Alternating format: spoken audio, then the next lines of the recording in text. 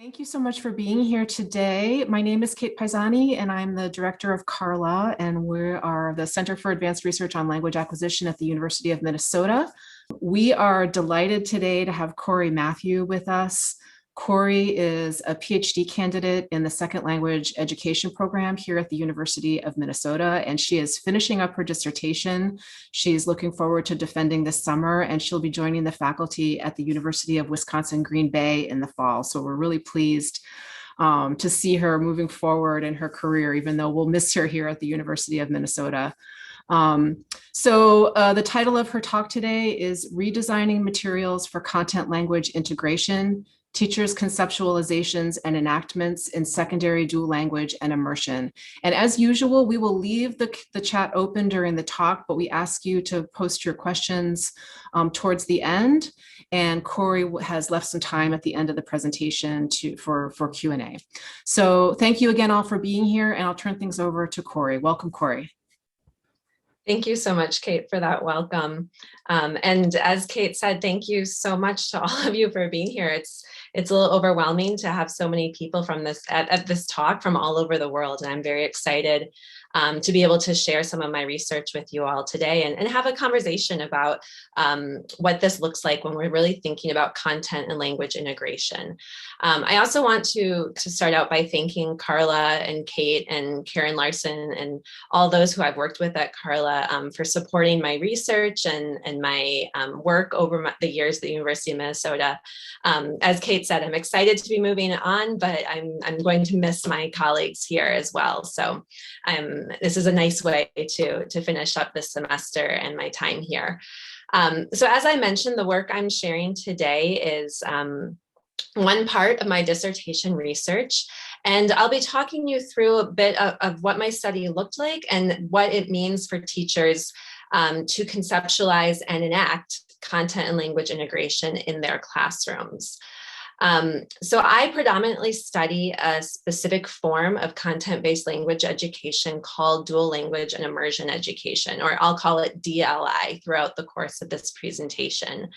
And in these programs, students learn academic content through the medium of a second, foreign, heritage, or indigenous language, with the goals of academic achievement, bilingualism and biliteracy, and multicultural and critical consciousness. And for those of you who are joining us from a more international context, these DLI programs share a lot of similarities with content and language integrated learning, or CLIL, approaches to language education. So if you're familiar with CLIL, you already have a framework for what I'm talking about in these types of DLI contexts.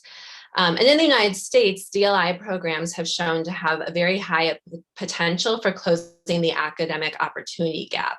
So this means that students of all backgrounds in DLI programs tend to perform better on achievement assessments than their peers in more traditional educational models. And this is especially the case for language minoritized students. Those who are emerging bilinguals in dual language programs are more likely to maintain their home language while learning English as fast, if not faster, than their peers in ESL programs. So we see a lot of positives in DLI education here in the United States. That being said, research on these programs has also shown that students tend to plateau in their language development. And this is especially the case with our native English speaking students who develop high levels of receptive proficiency in the partner language. And I use the term partner language. So here in the United States, the partner language might be something like Chinese or Spanish, as in the case of this study. For those of you in international context, your partner language is most likely English, although of course there are immersion or CLIL programs of other languages as well.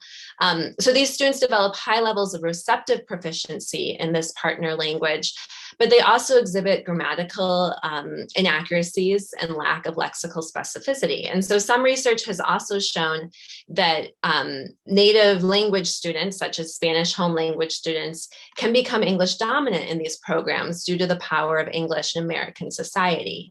And so in short, research on DLI programs has shown that the language bath theory that originally undergirded these programs is not fully sufficient for target language acquisition and bilingualism. And this is where the idea of content and language integration comes into play. And so instead of just teaching content through the language and assuming students will acquire the partner language through osmosis, essentially, we know that in order to support students in developing high levels of bilingualism and biliteracy, teachers need to strategically balance or integrate language instruction within the content instruction in their classes. And so in this presentation, I'm going to first very briefly talk about what this content language integration is and what it might look like, and as sort of a background to the study that I completed with 2 secondary Spanish DLI teachers. So the term content language integration is very common in DLI literature, and of course in CLIL literature as well. It's embedded into that acronym of CLIL, but it's actually some disagreement on what it really means and what we're talking about when we use the term content language integration. So on the previous slide, I showed you an image of a counterbalance, that balance of weights, and the idea of balancing content and language in our instruction or in our curriculum. And this is a common metaphor that's used by scholars in the United States and in Canada. But this metaphor has been critiqued because it sort of separates out the concepts of content and language, saying that they're 2 distinct entities that need to be in balance. Instead, we might think of it more as a weaving, with content and language becoming interwoven to create a third entity or this thing of making meaning in our classrooms. We also talk about content and language integration as 2 sides of the same coin. Once again, they create one whole, and they're 2 different pieces that create this whole of meaning making and content learning within our academic classrooms. And so on a really conceptual level, content and language integration involves understanding how all content and all academic subject matter is construed by language. For example, in order to integrate content and language meaningfully in their instruction, teachers need to know the language structures that are used to make arguments or to hypothesize or to describe within their specific content areas. And in order to understand this from a theoretical level, I draw on systemic functional linguistics, which is a theory that is much more common in CLIL approaches in Europe, especially, and is coming into play a bit more now in the United States in our DLI literature. And I'm not going to go into this with too much depth, but I want to just kind of give an overarching idea that systemic functional linguistics is grounded in the theory or the argument that language is an essential condition for knowing. So language is inseparable from meaning and content. This is not new or revolutionary now at this point, but it can be for some of our content teachers who teach in these DLI programs. And so when we're coming at DLI or content language integration from a systemic functional linguistics perspective, we're asking questions like what type of language is used to express content in different disciplines? Does science use different language structures than math, for example? We might ask, how do DLI or CLIL students use language to produce their disciplinary genres? So we're curious as to what language do students already use, so that then maybe we can push them to use language in very creative and different ways based on different disciplines that they're learning within. And then lastly, how can teachers support students in developing discipline and context-specific language? So all 3 of these questions connect the idea of language structures or features and meaningful use, and trying to create meaning within our academic discipline. And this is a key component of content and language integration, that it can't just be about fixing grammatical errors, but we also need to be focusing on meaning and discipline-specific meaning in our classrooms. So this is some of the conceptual background for content language integration, but there is also then the pedagogical how-to. What does this look like in our classrooms? And so Pauline Gibbons presented a very useful metaphor of an hourglass that I have represented here, in order to think about how do we move through content and move through language in integrated fashion in these content-based language contexts. And so in this hourglass, a teacher will start out a unit or a lesson through meaning and knowledge construction. So we start with our content, we set the scene, we create a contextualized meaning for our students, giving them some vocabulary and some content background. We then focus in on language in that small part of the hourglass. And this could be form or language features, still within this meaning. So we're not taking language out of content, but we're focusing in after the scene has been set. And we do this with proactive instructional strategies, like helping students notice how language is used within content, practicing language forms, but within the overall meaning of the content itself. And we also use reactive instructional strategies. So teachers will use specific questioning techniques to ensure that students are producing the language that they desire, and having language-focused corrective feedback within our content instruction. So when our students are talking about content in the second language, we're checking their content knowledge, and we're also giving corrective feedback on their language. And this is that focus in on language in the center of the hourglass. Then we move back out.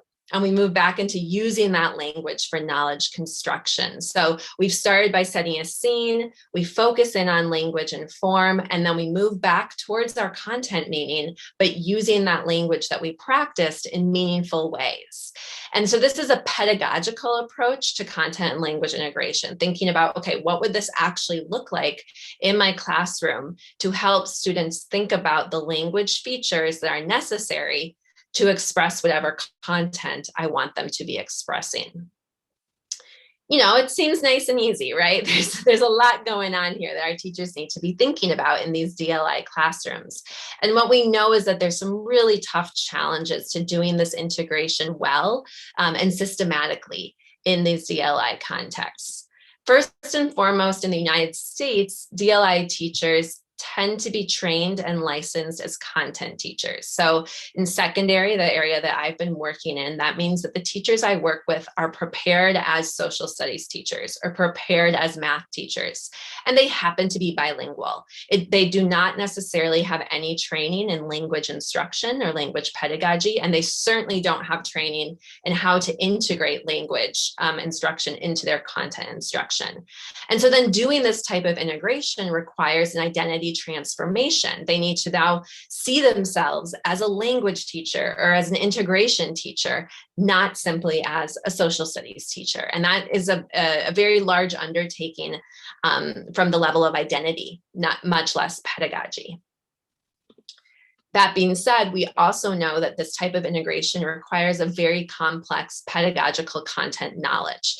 Teachers need myriad types of knowledge in order to do this integration well. And I provide some citations here that I recommend you look into if you're interested in this further. I won't be discussing it in much detail today, but thinking about knowledge of language, knowledge for teaching language, knowledge of the language of a discipline, et cetera. So it's really a complex task that we're asking of our teachers in terms of the knowledge they need to develop. And then lastly, and most related to my study, there are very few appropriate curricular resources and materials, especially for secondary DLI teachers. And what I mean by appropriate is that there are very few materials that are published and provided to teachers that are linguistically appropriate for students learning in these partner languages, as well as materials that then match the content curriculum that teachers are required to teach in state standards. And so what ends up happening, especially at secondary, is that teachers will translate materials from English, they will create their own materials completely from scratch, or they will take materials from a country that speaks the partner language as a native language. So for example, you'll see today that one of my teachers in the United States is using a Chilean world history textbook as his material for some of his lessons. And there's a lot that then is challenging for him in this because it's linguistically very complex for his students, learning some in a second language in the United States. The content is a little different than what he needs to teach. But he found that as the most useful resource for him in order to try to have a curriculum in Spanish. And so I'm very interested in this last bullet point.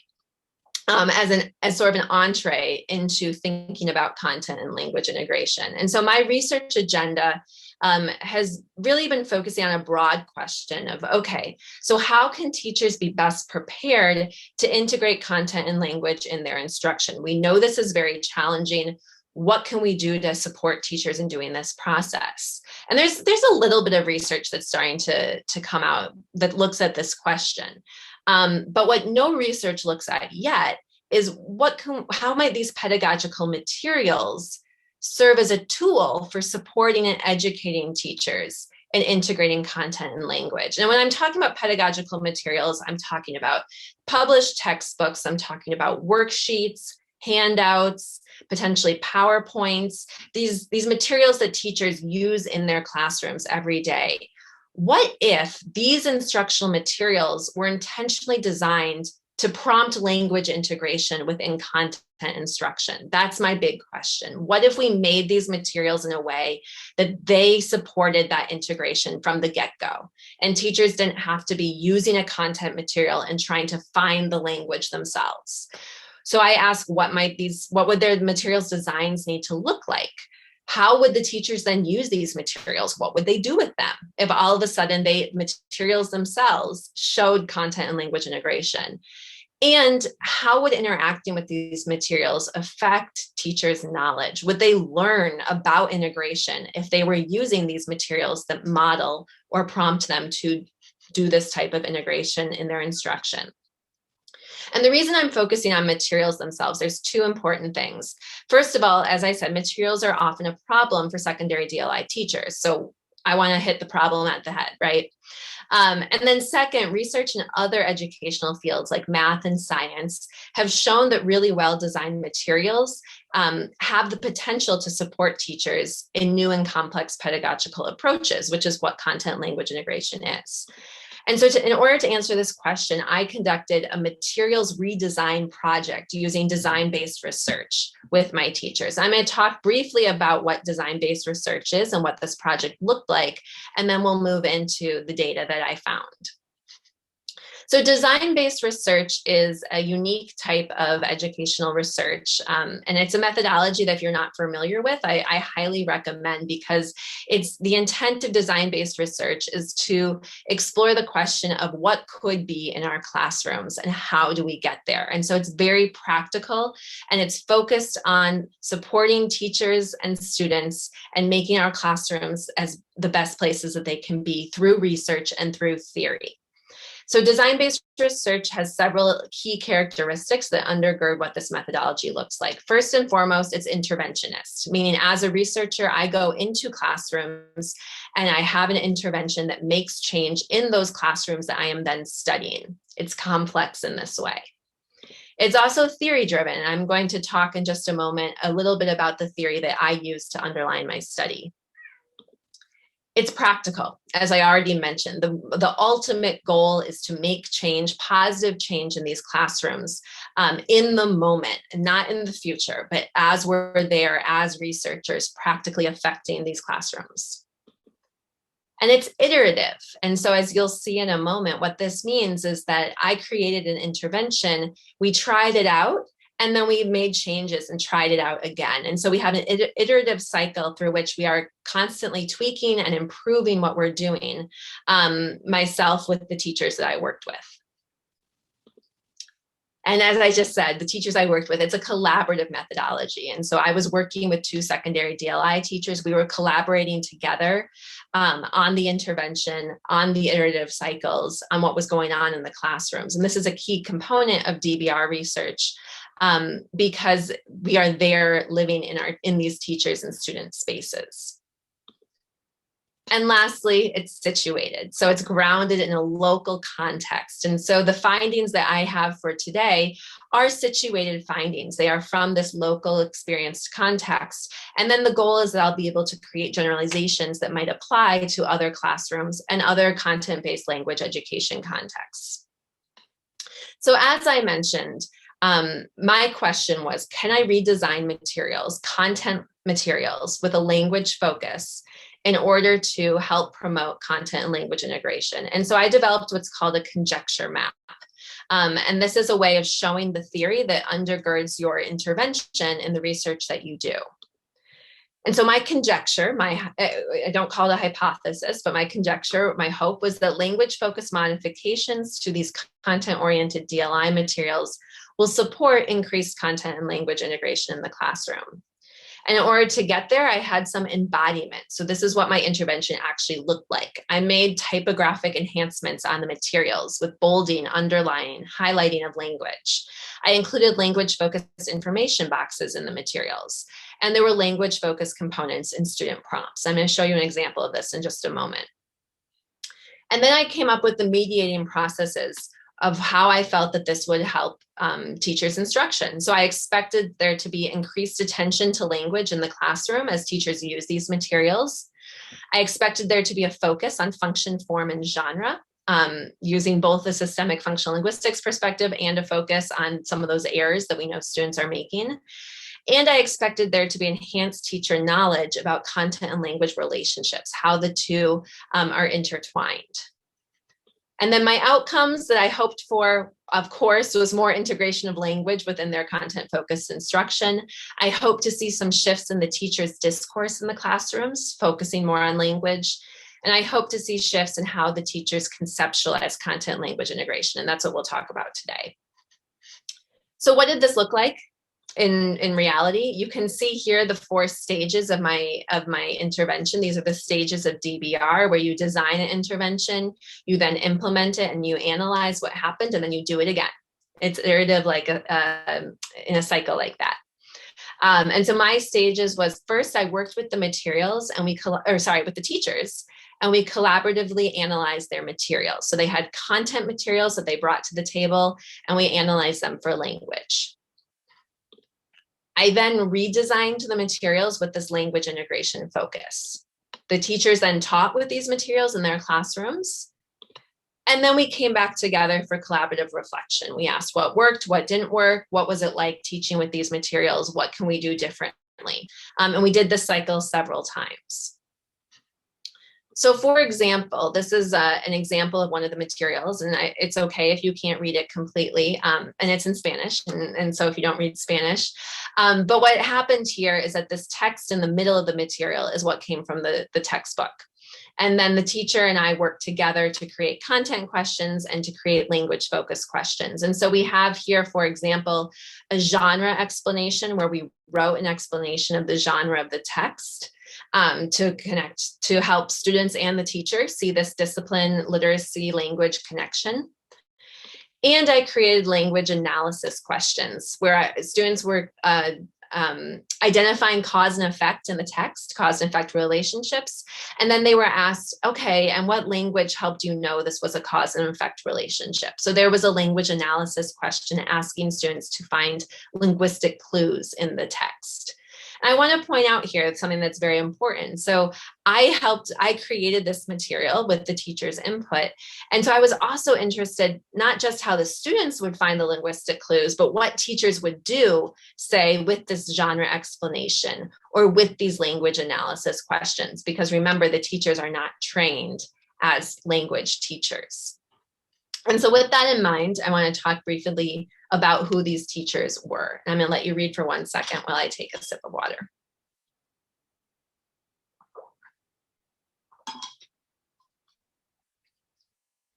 I worked with 2 teachers at the same school, and they were collaborating together as well, which was very wonderful.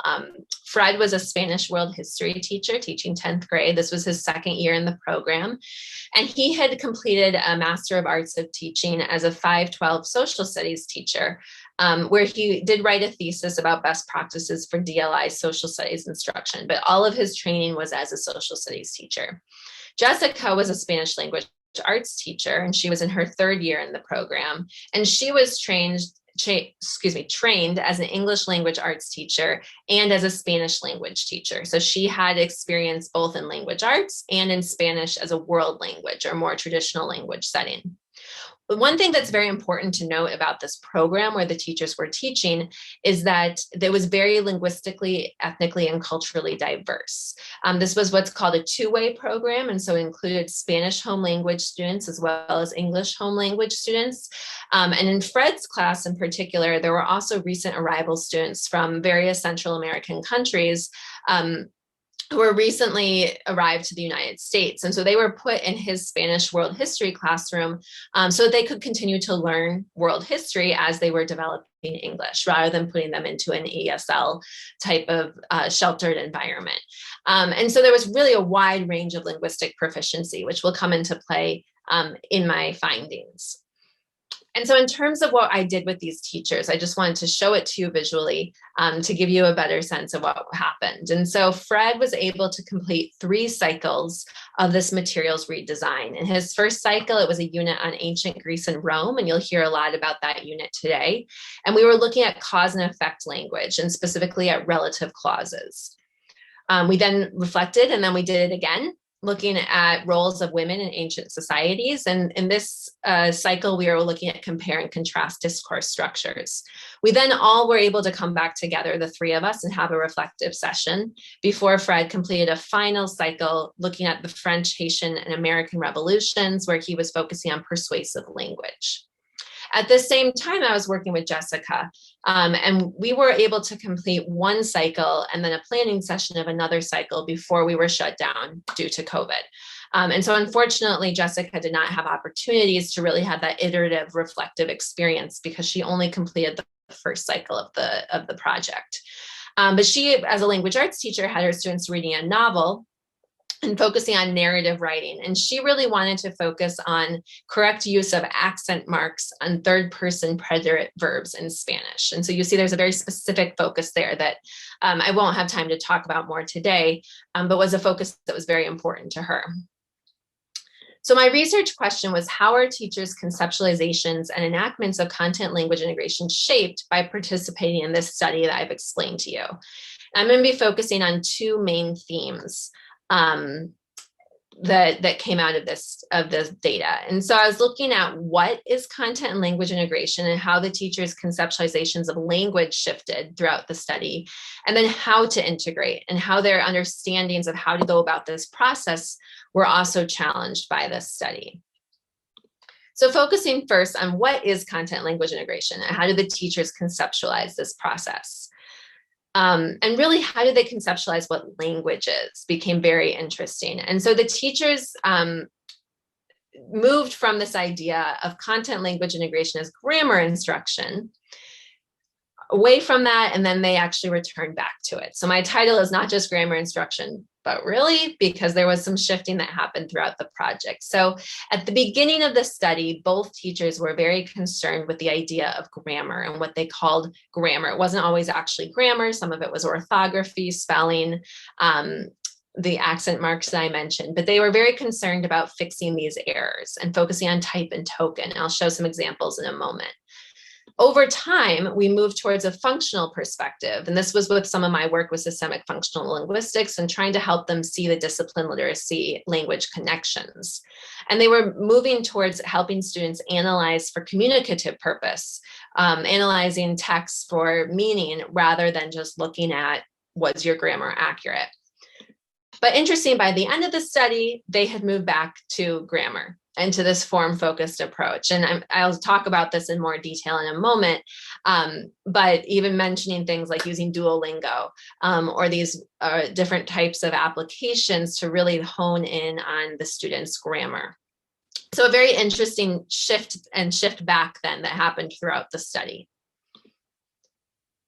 And as I mentioned, both Fred and Jessica repeatedly expressed these concerns for specific morphosyntactic or orthographic errors, which they just combined as grammar, that were frequently committed by their students. And neither of them actually felt mandated by their school or district to teach language explicitly, which is quite common in these programs, but they both felt the students' inaccuracies reflected a weakness of the programs.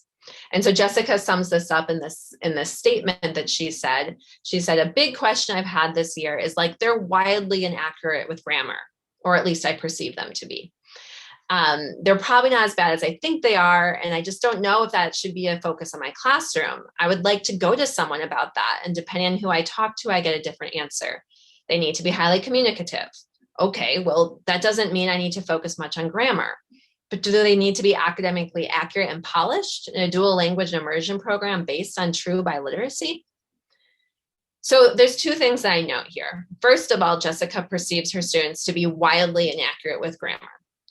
And here she's implicitly referring just to her English home language students, because her Spanish home language students are not wildly inaccurate with this language that they speak at home. But she does lump all of her students together. Second, although she doesn't see a connection between communicative and accuracy, she does see connections between academic accuracy, polished language, biliteracy, and grammar. So once again, she perceives that her students' grammatical errors impact their ability to be academic and to be biliterate. And so she therefore focuses or understands integration to be focusing on grammar. And so in practice, what this meant is that integration was fixing specific errors using things like Grammar Fridays. So Jessica would take Fridays and just teach grammar on those days, completely devoid from the content. Or Fred would require specific tokens of a verb tense in an assessment. For example, requiring students to produce the conditional mood 3 times in a paragraph, not focusing on whether the conditional mood was necessarily making the meaning students wanted to make in that paragraph. Now, along with this focus on grammar, this created some tension for the teachers in terms of differentiation. As I mentioned, it was a very linguistically diverse classroom. And so both teachers expressed discomfort in choosing which language forms to target when they were focusing on grammar. Jessica talked about trying to pick grammar topics that affected both groups. And she was especially aware that focusing on gender agreement and orthography, or these preterite accent marks on preterite verbs, would feel very demeaning to her Spanish home language students. She called this feeling icky. But Fred also talked about this, and he took about it in a slightly different way, in the sense that he said, it's really hard for me to know how to teach grammar or language specifically when there were such different needs across the two groups. So I focused on content. And I incorporated the language as best I could, but I'm not specifically teaching this, this is just a part of what we're doing. And so this is near the beginning of the study, keep in mind, but Fred felt that because he was focusing on specific language features, or he understood it as being specific language features, he just couldn't do that with such different groups. So he just didn't teach language at all. He focused on content. If they happened to learn some language in the process, that was wonderful. Now, throughout this study, as I said, we moved towards developing a more functional perspective. And so one way that this looked like was I introduced Fred and Jessica to some of these SFL concepts, systemic functional linguistics, in order to help them think about things from a functional perspective. So thinking about what language students need and need to produce accurately to make meaning within a certain genre. And so, for example, the 3 of us examined short answer prompts for one of Fred's final assessments. And originally they were brainstorming specific forms that might be obligatory to those prompts, like using the preterite and imperfect past tenses or the past subjunctive. But over the conversation, I sort of nudged them to look at the list of content questions that Fred had created and think about it from a functional perspective. And so to ask themselves what genres were embedded within these questions, and to try to think of it from that way. And Fred was very inspired by this idea. And he said, my goal for the summer was, after getting the benchmarks for each assessment, was like, okay, what are the language skills? And I think I was too focused on type, like in their final essay having to use 2 uses of the conditional. So like in this solution, the more functional perspective, it's more meaningful, like argument or compare and contrast. And you can see the example of this then in the working document. This was a working Google Doc where Fred was starting to brainstorm questions for this final assessment. And he, instead of just listing content questions, he started to think about, okay, what if I want one question that's compare and contrast, and then a second question that's argumentative? And he really started moving in this direction. And he found this to be very inspiring in terms of differentiation as well. and helped him feel much more comfortable with this idea of integration, because he says, I also want to think about the lens where maybe historical genre is the way to go because half the kids are native speakers. So using this genre, I'm not going to be telling them, oh, no, sorry, you should really be using imperfect. Like my focus should more be, we're writing cause and effect. This looks different than when we write arguments. Let's analyze how this looks different. And so Fred felt that by having this functional perspective, he could more authentically and in a more critical way differentiate this type of language instruction for his students. Now, this was all looking great, and I was really excited. I thought we were making progress by Fred's final iteration. But then in the final interview with him, we moved back to grammar. And so although both Fred and Jessica demonstrated some transformation in their conceptualization of content and language over the course of the project, they both returned to focusing on specific and mostly decontextualized grammar concerns in their final interview. And Fred's was really very complex, so I want to talk through it very briefly. So Fred, in the final interview, Fred brought forward 2 suggestions for focusing on language, which once again, he called grammar going forward. One was using a grammar-focused textbook or Duolingo as enrichment, that he would just give students 10 minutes to go on Duolingo and practice their language during his social studies class, or doing standalone grammar lessons at the beginning of the year. And this was interesting because he described it as doing these standalone grammar lessons and then being able to say to students, these are things you need to know. We're not going to allow any more mistakes in this area. And feeling that if he just hit grammar really hard at the beginning of the year, then things would be fine and he'd be able to correct students as they went along throughout the year. We know from second language acquisition research, this is not exactly how this works. But what's interesting is how this developed over the course of our project. And part of that, I think, is some of the challenges that Fred faced in trying to integrate actually kind of made him step back a little bit and say, you know what, I can just focus on grammar, it'll be easier. And we see this in 2 quotes from Fred near the end of the time together. He said, I think that you and I focus too much time on the grammatical structures and not enough time on the interesting analysis and looking at the language parts. So he had some type of understanding of grammar structures as being separate from this type of language analysis. And he said about his students, there's a huge lack of grammatical knowledge that could be done separately as a side thing so that we can just have the expectation that, you know, the students should know these things. So you, the teacher, are not using what should be analysis of language to pick apart little grammar details. And so we see here that Fred developed a really complex idea of analyzing language, which really became more about sort of language arts, looking at authors' craft and rhetorical language, things like that, instead of looking at how the form and meaning connections. What does it mean when we use the conditional mood, et cetera, which is where I had been hoping he would go. So that's the what of language. It was very complicated and didn't exactly go the way I had intended. The second theme that came up was the how of integrating content and language. And so Fred and Jessica also grappled with this practical conceptualization of how to do this, how to shift between content instruction and language instruction within a single lesson and over a series of lessons within a unit. And I really think of this integration as a shift or a dance. So instruction sometimes focuses more on content, sometimes focuses more on language, but there needs to maintain a conceptual understanding that the 2 are linked. And as I'll show briefly, the Fred and Jessica's discomfort really seemed to derive from moments when they attempted to shift that instruction towards language.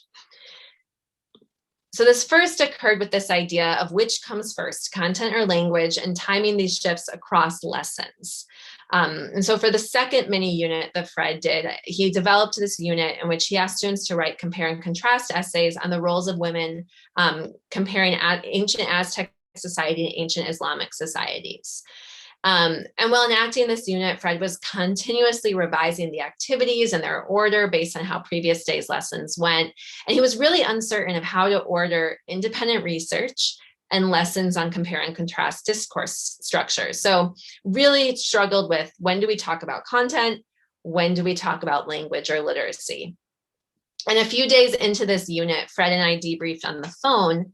And during that conversation, he stated, I know the language is the vehicle by which they communicate the information, but I want to be sure they have the information. And so he was really struggling with this idea of understanding language is necessary, but what about the content? And so he was really committed to providing students this contextualization and this content, but he was unsure of how to determine when they'd had enough content to then move on to language, something that really hasn't been talked about as much as in the literature. And this was also evidenced in a later lesson when Fred modeled for his students how to write a compare and contrast paragraph, and then wanted them to do so independently. But when it came time for them to write, they didn't have anything to write about. They didn't have enough content to write that paragraph. And I interpreted this in this memo in my observation notes, where I said, once again, the balance between making sure students have the content understanding as well as the language structures is very hard to do. Students took longer to understand and organize the content for this essay than Fred had expected, and he felt we did an inadequate job of ensuring students had the content before considering the language. And this was a theme that kind of continued throughout, of feeling inadequate about both the content and the language then when we tried to integrate. And Jessica too had a similar issue here. And so remember, she was teaching a novel, and we interspersed focus on accent marks on preterite verbs throughout her teaching of the novel. So she would teach some lessons based on the novel, some reading comprehension or analysis, and then we would do some activities focusing on accent marks within the content of the novel. Then she would teach more of the novel, and then we summarized and ended with a few activities on accent marks. And so Jessica found it hard to know when to include language-focused components within her literature-oriented curriculum. And so despite this intentionality of trying to space out the two and keep the novel moving, Jessica expressed frustration regarding the pace of the unit. After we did 2 sequential lessons with language-focused activities, she mentioned to me that the language work was slowing down the reading of the book, and she wanted to do, quote, serious book work, meaning the language work wasn't quite as serious or as necessary as the content that she had to get through. And at the end, she kind of summarized it up this way. She said, this language work, just like breaking up the book, was harder for me to do. So I think like waiting until we had finished the book, it just kind of killed the momentum of the discussion and stuff at times. I still want to do it, the language focus, but maybe do it with the book like after we read it before we start writing. And so the need to time the shifts between the lessons really caused Jessica to take a step back and say, well, maybe I'll just focus on the language after finishing the book, which once again kind of shows that shift back towards the grammar and just focusing on explicit decontextualized grammar instruction, because the timing of how to shift between the two was just too much. So this was just a little snippet, a little snapshot of these data that I have, but there's some summary and implications that are worth mentioning here. First of all, the shifting conceptualizations of language component of content language integration was really interesting to me. And it was problematic, right? As I've noted throughout, the fact that the teachers started with a really form-focused grammar focused perspective and were able to shift towards something that was more meaningful and functional, but by the end shifted back to grammar, is something that really needs to be thought about in terms of how we're preparing teachers for content language integration, what support we're providing them. And I really argue that what happened is that as they stepped their toe into this and found it really challenging and struggling with their own identity and starting to question their teaching practices, it made them sort of take 2 steps back and move back towards that wanting to teach decontextualized grammar. And so this is something that as teacher educators, we really need to take into consideration when we're helping support teachers move towards this integrated approach. Similarly, there were new understandings and questionings of how and when to shift between content and language across and within lessons. And it's really important that we acknowledge the difficulty of this type of work in reality. And Fred summed this up really well at the end of his final interview, where I asked him, how has this changed your understanding of content language integration? And he said, I think my understanding of it maybe hasn't changed, but the time and carefulness that you need to prepare it has changed. It's a lot harder than I thought, I guess. Or I'm just not approaching it the right way at this point to feel good about it. And this quote is somewhat sad in that it shows that Fred left our project in a way feeling a little down about himself and his skills as a teacher and whether he could do this. Now, the reality is that we have continued our friendship and our collaborative work together, and he has, since my project, continued to try to integrate these lessons even this year in distance learning. And so I'm not concerned. But it really was kind of an affront to both Fred and Jessica of how challenging this work really was, as they had to shift their identity and their pedagogical habits. And so for some implications here in the end, professional development for content language integration really needs to consider, first of all, how teachers are conceptualizing the construct of language. And I'm not new in saying this. I have some citations here. I highly recommend if you're interested in this work. But we need to really be looking closely at, well, when we're working with teachers in professional development, how are they actually thinking about language? How are they talking about language? Are they using the term grammar? And if so, what do they actually mean by that? Because it has a very strong impact in then how they might approach some of the work that they're doing. And in the United States, there's definitely room for teacher preparation to incorporate more of the systemic functional linguistics perspective of language, because this allows the teachers to have the meta language to talk about their discipline-specific language tools. This was helpful for both Fred and Jessica, even though they ended up with some more of this grammar-focused perspective. We're also really in need of more complex theoretical frameworks that integrate a form-focused perspective of language development with that of systemic functional linguistics. So teachers need to be able to support their students in analyzing persuasive language while also accurately conjugating the past tense, for example. And I think there's some work to be done to integrate those two in productive ways.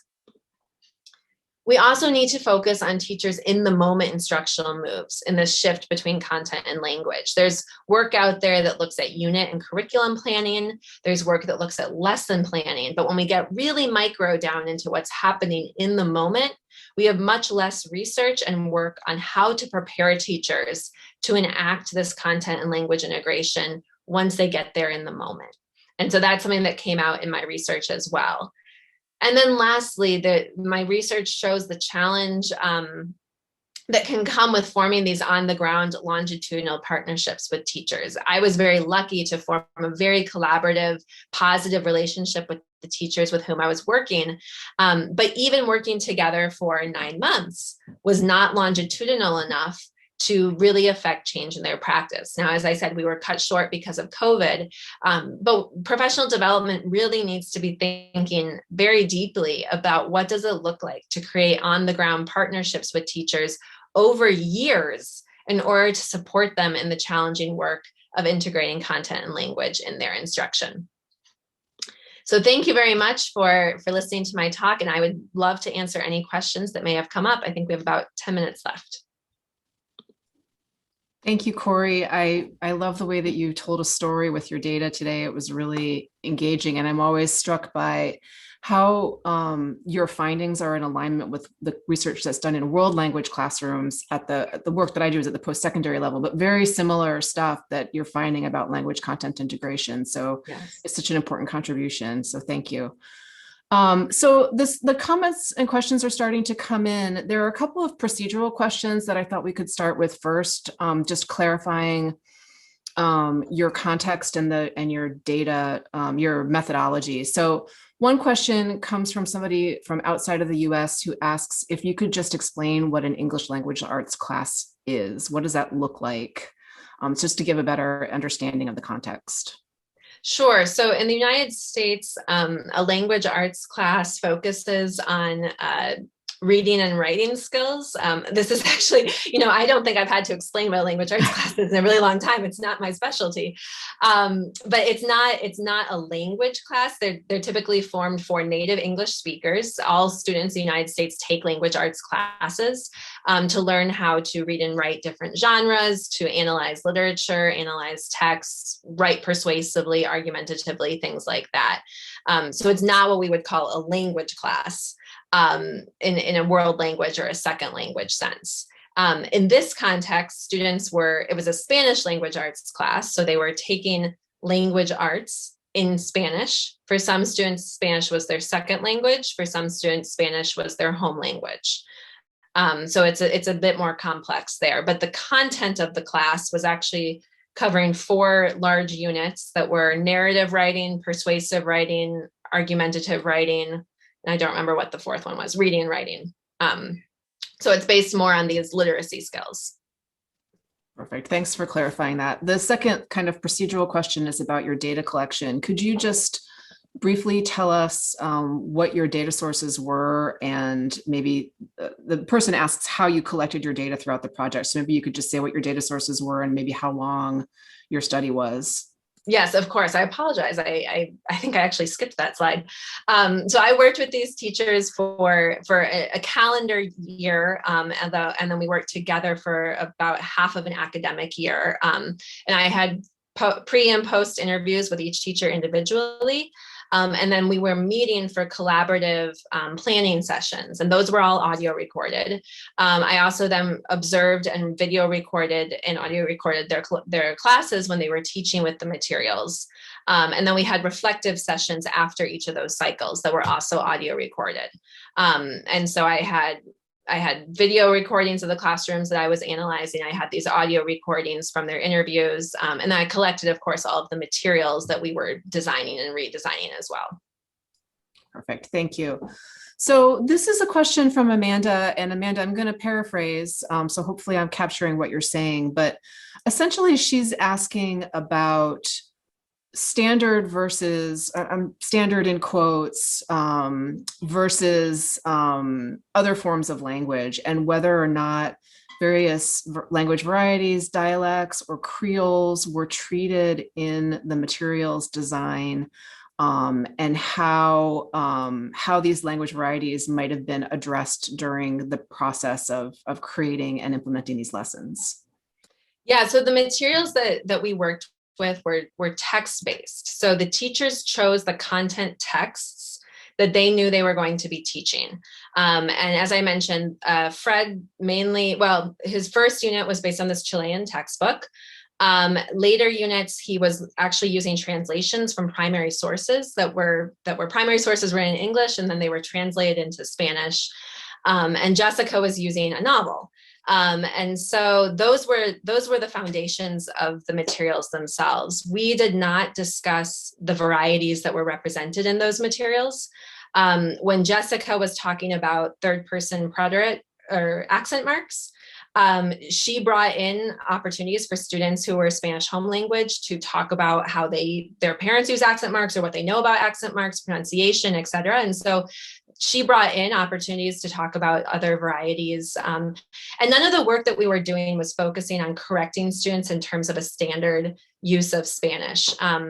We did, especially with Fred, by the 3rd unit, I was really interested in helping to push him towards language analysis. And so he was looking at these primary sources and helping students to think about, how does the author persuade?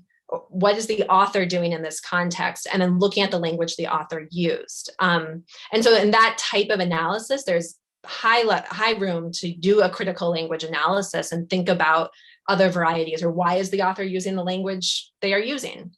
And that's actually the 2nd unit with Jessica that got cut short from COVID, was going to be a unit on debates. And that's exactly what we were going to do there as well, was look at various debates and talk about the different language different people were using for debates about different topics, and why are they using different language. So this type of pedagogy ties in really well with critical language awareness pedagogies. And that was my goal, was to push the teachers away from this idea of fixing egregious errors. As you can see, I didn't get there. And so there's some real interesting work to think about, why didn't I get there, and how ingrained these language ideologies are. But that was not central to the work I was doing. Mm-hmm. Yeah, there's like so much to say in relation to that. My mind is kind of spinning in relation to that question and your response to it. Okay, so the next question comes from Mandy, and she's curious to know if Fred and Jessica were second language speakers of Spanish, and to what extent their experiences learning Spanish in a traditional way, where form and meaning were not necessarily integrated, might have informed their ability to think about form-meaning connections in your project. Yeah, that's a great question. They were both second language speakers of Spanish. They were both native English speakers. Um, they had both had opportunities to learn Spanish in school as well as abroad, where they had both perfected. I don't think they would use the word perfected, but improved their Spanish abroad. And I definitely think that that had an impact. Jessica spoke one time about her training as a traditional world language teacher, that she knew how to teach Spanish to the English speakers because she had been trained to teach this decontextualized approach to Spanish. And she didn't know how to teach it to heritage or home language speakers. And yeah, I definitely think there's something there in terms of whether or not it's that's why they didn't have the form meaning connections, but they also just had never been taught about form meaning connections within their discipline. And I will say, actually, Jessica, as a language arts teacher, had some more of that knowledge kind of entwined in what she already knew, because she does teach literacy. She teaches persuasive writing, but she just didn't think of it in that way. And so part of it was helping her see some of the knowledge she already had. Fred had some great strides to make, and he actually got really excited about it and did make some really good progress, despite what some of his final quotes show. Yeah, I was thinking, when, as a follow-up to that, I was kind of wondering if your participants had any language pedagogy courses, because, in theory, communicative language teaching is an approach that talks about functional language use, it brings together form and meaning, but it's so hard for teachers to, I think, desocialize or deprogram themselves from thinking about language and content as being separate, even with approaches like communicative language teaching. Well, one thing that's really interesting about that, Kate, that you mentioned is, so Jessica was trained as a language teacher as well, right? Language arts and language. And she talked at one point about if the goal of these programs was to make students more accurate, she would teach it like a traditional or like a world language class. They wouldn't read novels. They would focus on smaller amounts of text. So she actually she did have this really interesting understanding from her language training that was very different than her content training, where research shows that if they actually are learning it through the novels and really well integrated, they'll have better outcomes in the end. But she saw that accuracy would come from this more traditional language teaching perspective. So I thought that was a really interesting dichotomy there. So there's a couple of questions in here regarding students and their experience. I don't know. I know you didn't talk about that today, and I don't know if you can answer these questions, but one question from Youssef is whether or not you and the teachers took students' background and learning styles into consideration, or other factors that you may have taken into consideration when you redesigned the materials. And a related question was, what was students' reaction to the revised materials? Yeah, so we did take students' backgrounds and learning styles into account. This was very collaborative, keep in mind. And so the teachers knew their students, and I allowed the teachers, and I actually welcomed the teachers' expertise.